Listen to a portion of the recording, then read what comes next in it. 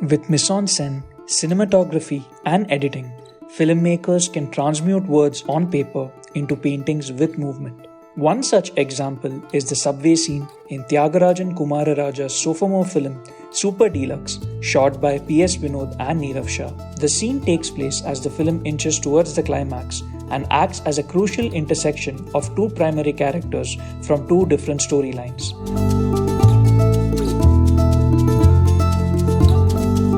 First, Shilpa, a trans woman who returned to her family and most importantly her son Rasukuti after spending years in exile. Second, Arpudam, a man who survived the 2004 tsunami by holding on to a statue, causing him to believe God saved him and consequently devoting his life to practice faith healing. Here's the context of the scene. When both of them meet, Shilpa is in agony as Rasukuti has gone missing. Also, the interaction happens before Arpudam's own son suffers a serious injury and is in desperate need for medical attention.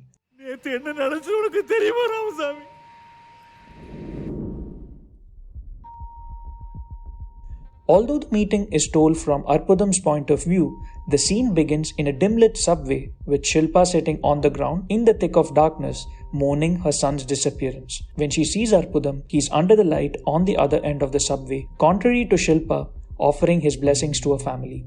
As Arpudam enters the subway, Shilpa runs towards him, seeking atonement for the sins she committed. As both of them meet halfway through the subway, the light above them continues to flicker, periodically shedding darkness over the two.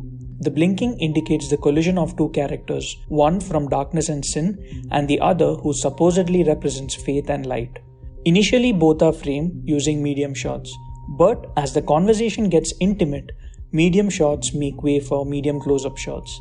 Every time the light above them goes out, with light in his background, Arpudam looks like a silhouette, meaning he still has a personality of sorts from Shilpa's perspective. In contrast, the lack of light behind Shilpa pushes her into complete darkness, reflecting her current state of mind. The continual flickering of light, which is often used in horror films to indicate an ominous presence, in this case alludes to a divine intervention or the lack of it.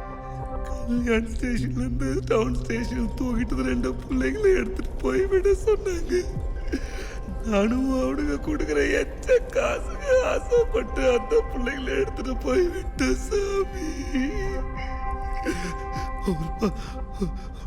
ஒரு மாசம் கழிச்சு டிராபிக்ல அந்த குழந்தைங்க பிச்சை எடுக்கிறத பார்த்தேன் சாமி. அதுல ஒண்ணுக்கு கண் இல்லை, இன்னொன்னுக்கு கால் இல்லை. நான் கொண்டு போய் விடும்போது ரெண்டுத்துக்கும் கண்ணும் காலும் நல்லா இருந்துச்சு சாமி. ஐயோ, நான் பாவம் பண்ணிட்டேன்.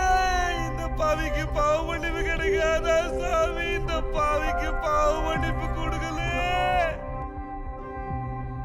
Having heard her story, Arpudam declares that God will never forgive her and walks out wishing that she ends up dying for her sins. ஆண்டவன் கூட மன்னிக்க மாட்டான். நீ எல்லாம் எதுக்கு உயிரோட இருக்கற? செத்து போயிருக்கலாமே. Just as she is about to exit the subway, Shilpa confesses that she did try killing herself, but wonders why God saved her from the tsunami.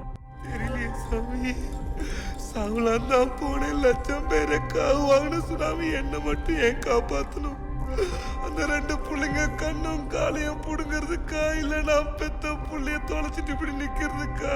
நீ சுனாமில தப்பிச்சியா? ஆமா சாமி. ஏமா உன் பிள்ளைய காணுன்னு சொன்னாங்க ஸ்டேஷன்ல. வா நம்ம போய் உன் பிள்ளைய தரும். வாமா, நான் ஹெல்ப் பண்றேன். நீ எப்படிமா தப்பிச்ச? ஒரு கல்ல இருக்க கட்டி பிடிச்சிட்ட சாமி. It is at this point Shilpa is in the light and Arpudam is now surrounded by darkness. While Shilpa's words act as a verbal catalyst to Arpudam's faith crisis, his state of mind is represented by the darkness surrounding him.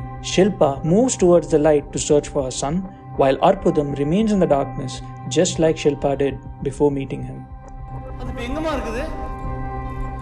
அது கல்லுதான சாமி, அது அங்கதான் இருக்கும். எனக்கு என்ன தெரியும்? அந்த கல்லுல சாமி இல்ல?